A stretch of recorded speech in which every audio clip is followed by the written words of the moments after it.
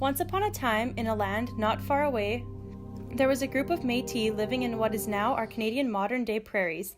They felt like they were being treated unfairly.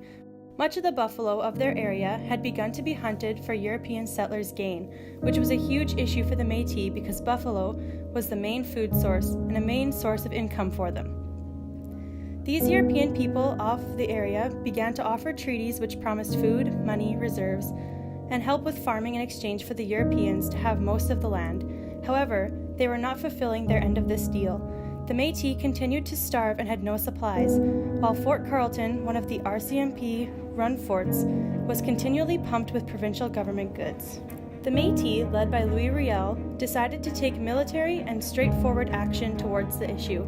On March 26, 1885, some Northwest Mounted Police were on their way to confiscate weapons from a store in Duck Lake when they encountered a group of Metis led by Gabriel Dumont.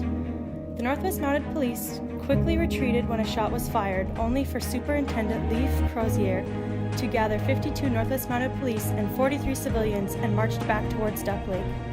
The two groups met face to face. The civilians and Northwest Mounted Police, led by the Superintendent and Isidore Dumont Riel, the group of Metis, and even some Cree allies. The battle was started on a misunderstanding. The Northwest Mounted Police interpreter misheard and, fearing ambush, shot and killed Dumont. It was bloodshed after that point. The battle went on for 30 minutes and with many casualties on both sides. Crozier ordered a retreat, a victory for the Metis people, but only one of the first battles of their newfound resistance. This win for the Metis was bittersweet. The Council of Fort Carleton during the battle elected to evacuate and destroy the fort as opposed to letting them conquer it.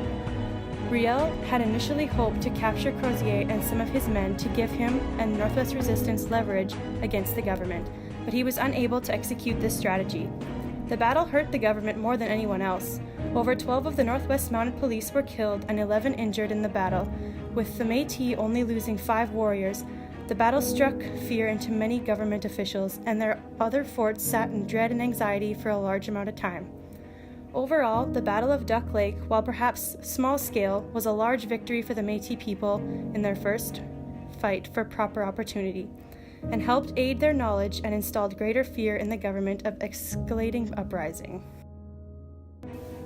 This battle did not directly affect modern-day Canada, but it was the beginning of many battles during the Northwest Resistance that would shape Canada today.